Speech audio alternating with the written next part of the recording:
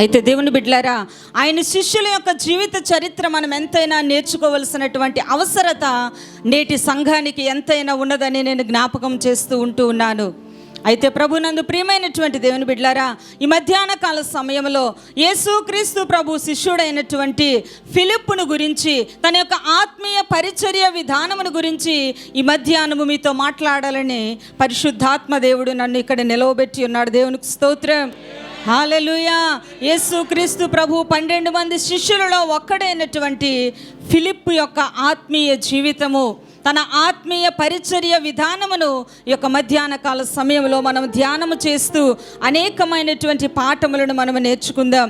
దేవుని బిడ్డలారా, యేసుక్రీస్తు ప్రభు వారికి 12 మంది శిష్యులు. అయితే వారిలో ఒకరు ఫిలిప్పు. చెప్పండి అందరూ కూడా, ఫిలిప్పు. అయితే ఫిలిప్ అనే మాటకు అశ్వప్రియుడు అని అర్థం. ఫిలిప్ అనే మాటకు అశ్వప్రియుడు అంటే గుర్రాల ప్రియుడు అనే అర్థాన్ని ఇచ్చినటువంటి నామాన్ని కలిగి ఈ యొక్క ఫిలిప్ ఉంటూ ఉన్నాడు. అయితే యేసుక్రీస్తు ప్రభువారు ఆ యొక్క యెరూషలేము ప్రాంతాల్లో పరిచర్యను ప్రారంభించినటువంటి ఆ దినాలలో ఆయన నడుచుకుంటూ వెళ్తూ ఫిలిప్పును చూసి యేసుక్రీస్తు ప్రభువారు ఫిలిప్పుని పిలిచి, నీవు నన్ను వెంబడించమని చెప్పాడు. దేవునికి స్తోత్రం, హల్లెలూయా. ఈ యొక్క ఫిలిప్పుది బేత్సయిదా పట్టణము. అంటే పేతురు, యోహాను, యాకోబు వీరందరూ కూడా ఒకే గ్రామానికి సంబంధించినటువంటి వ్యక్తులు. పేతురు, యోహాను, యాకోబు, ఈ యొక్క ఫిలిప్పు కూడా అదే బేత్సయిదా గ్రామానికి సంబంధించినటువంటి వ్యక్తి. అయితే యోహాను సువార్తలో మనం చూసేటప్పుడు యేసుక్రీస్తు ప్రభు వారు ఫిలిప్పును కనుగొని నన్ను వెంబడించు అని చెప్పాడు. దేవునికి స్తోత్రం, హల్లెలూయా. అయితే యేసయ్య ఎప్పుడైతే ఫిలిప్పుతో నన్ను వెంబడించమన్నటువంటి ఒకే ఒక మాటను చెప్పి ఉన్నారో, వెంటనే తన ఉన్న పాటున యేసయ్యను ఆయన వెంబడించటం మొదలుపెట్టాడు. దేవునికి స్తోత్రం. యేసయ్య యొక్క పిలుపునకు లోబడినటువంటి ఫిలిప్ యొక్క ఆత్మీయ జీవితాన్ని కనుక మనం ఆలోచన చేసినట్లుగైతే, ఆయన పిలుపు ఫిలిప్ యొక్క జీవితాన్ని మార్చివేసింది. దేవునికి స్తోత్రం. లోకములో ఎక్కడో మన యొక్క అలవాట్లు వేరు, మన యొక్క కుటుంబాలు వేరు అయినా మనందరము కూడా ఒకే సన్నిధానంలో కూర్చొని ఆరాధిస్తున్నామంటే మనందరి పట్ల దేవుని యొక్క పిలుపు ఉన్నది కాబట్టి, మనందరిని ఆయన పిలుచుకున్నాడు కాబట్టి ఈ సంఘంలో మనం చేర్చబడ్డాం, ఈ స్థలంలో మనం ఉండగలుగుతూ ఉన్నాం. దేవుని బిడ్డలారా, దేవుని పిలుపు మనల్ని పిలిచేటప్పుడు, దేవుడు నిన్ను పిలుస్తుండేటప్పుడు ఆ పిలుపుకు నువ్వు లోబడే వ్యక్తిగా ఉండాలి. యేసుక్రీస్తు ప్రభువు వారు ఎప్పుడైతే ఫిలిప్పును చూసి ఫిలిప్పు నన్ను వెంబడించమని పిలిచారో, ఉన్న పాటున యేసుక్రీస్తు ప్రభువు వారి యొక్క పిలుపునకు ఫిలిప్పు లోబడినట్టుగా మనం చూస్తూ ఉన్నాం. దేవునికి స్తోత్రం. ప్రభువునందు ప్రియమైనటువంటి దేవుని బిడ్డలారా, అవును, యేసుక్రీస్తు ప్రభువు వారి యొక్క పిలుపు రక్షణ కొరకైనటువంటి పిలుపు. సర్వలోక మానవాళ్ళందరి కొరకు ఆయన ఒక పిలుపును విడుదల చేస్తూ ఉన్నారు.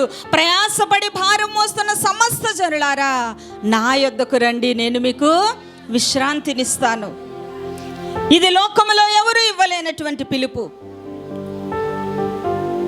ఇది లోకంలో ఎవరి దగ్గర కూడా దొరకలేనటువంటి పిలుపు. దేవునికి స్తోత్రం.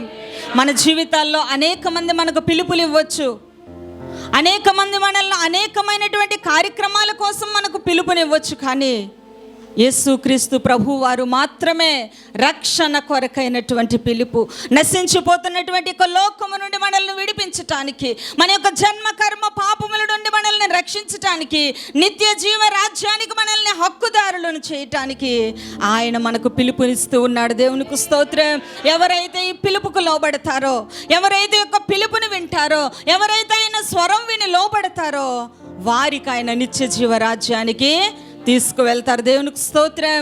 కాబట్టి ప్రభునందు ప్రియమైనటువంటి దేవుని బిడ్డలారా, మొట్టమొదటిగా ఫిలిప్పు ప్రభు యొక్క పిలుపుకు విధేయత చూపించాడు. అవును, అబ్రహామును దేవుడు పిలిచాడు ఒకనొక రోజున. అబ్రహామా, నువ్వున్నటువంటి పరిస్థితుల్లో నుండి, నీ దేశాన్ని విడిచిపెట్టి, నీ బంధువులను విడిచిపెట్టి, నీ స్నేహితులను విడిచిపెట్టి, నీ కుటుంబాన్ని విడిచిపెట్టి, నేను చూపించబోతున్నటువంటి దేశానికి నువ్వు ప్రయాణం చేయాలని దేవుడు అబ్రహామును పిలిచేటప్పుడు అబ్రహాము ఒకే ఒక్క మాటకు తన శిరస్సు వంచాడు. దేవునికి స్తోత్రం, హల్లెలూయా. సరే ప్రభువా, ఆ దేశం అబ్రహాముకు తెలియదు, ఆ ప్రయాణం యొక్క పరిస్థితులు అబ్రహామునకు తెలియదు. అయినప్పటికీ కూడా దేవుని పిలుపుకు అబ్రహాము లోబడ్డాడు. దేవునికి స్తోత్రం. కాబట్టి ప్రభునందు ప్రియమైనటువంటి దేవుని బిడ్డలారా, యేసుక్రీస్తు ప్రభు వారి ద్వారా పిలుపును అందుకున్నటువంటి ఫిలిప్పు కూడా ఉన్న పాటున దేవుని పిలుపుకు ఆయన విధేయతను చూపించాడు. అవును, దేవుడు అనేక మారులు తన వాక్యము ద్వారా, తన సేవకుల ద్వారా, కళల ద్వారా, దర్శనాల ద్వారా నిన్ను పిలిచేటప్పుడు ఆయన పిలుపుకు లోబడే స్థితిలో నువ్వు ఉండగలుగుతూ ఉన్నావా? ఆయన పిలుపును నువ్వు వినగలిగే స్థితిలో ఉన్నావా? బాలుడైనటువంటి సమూయేలు షీలోహు మందిరములో పండుకొని ఉండేటప్పుడు దేవుడు సమూయేలును పిలిచాడు. సమూయేలు సమూయేలు అని పిలిచేటప్పుడు నేనున్నాను ప్రభువా, హల్లెలూయా, ఆజ్ఞ ఇవ్వండి నేనున్నాను అన్నాడు సమూయేలు. దేవుడు తన రక్షణ కొరకైనటువంటి పిలుపునిస్తూ ఉన్నాడు. దేవుడు తన యొక్క పరిచర్య కొరకైనటువంటి పిలుపును కూడా మనకు అందిస్తూ ఉన్నాడు. చాలాసార్లు దేవుడు మనకు తన పని కొరకు పిలుస్తున్నప్పటికీ కూడా, తన రక్షణలోనికి రమ్మని మనల్ని ఆహ్వానిస్తున్నప్పటికీ కూడా ఆ యొక్క పిలుపును నిర్లక్ష్య పెట్టి లోకములో తిరుగుతున్నటువంటి పరిస్థితులను మనం చూస్తూ ఉంటూ ఉన్నాం. దేవుడు నిన్ను పరిచర్య కొరకు పిలుస్తూ ఉన్నాడేమో, దేవుడు నిన్ను తన సేవ కొరకు పిలుస్తూ ఉన్నాడేమో, దేవుడు తన యొక్క సంఘములో పరిచర్య చేయడానికి నిన్ను పురుకొల్పుతూ ఉంటూ ఉన్నాడేమో. ఆయన తన లేఖనాల ద్వారా నీతో సూటిగా మాట్లాడేటప్పుడు ఆయన పిలుపుకు నువ్వు లోబడితే ఆయన తన హస్తాల్లో నిన్ను బలమైన పాత్రగా వాడుకోగలడు. దేవునికి స్తోత్రం, హల్లెలూయా. కాబట్టి ప్రభువునందు ప్రియమైనటువంటి దేవుని బిడ్డలారా, నీకు సేవలో ఒక పరిచారకుడుగా ఉండటానికి దేవుడు పిలుపునిస్తూ ఉంటూ ఉన్నాడు. సేవలో నిన్ను ఒక సహకారురాలుగా అపోస్తలుడైనటువంటి పౌలు గారి పరిచర్యలో మనం చూస్తే, తనకు సేవలో పరిచర్యలుగా ఉన్నటువంటి వారు అనేక మంది యొక్క పేర్లు పరిశుద్ధ గ్రంథంలో మనకు కనిపిస్తూ ఉంది.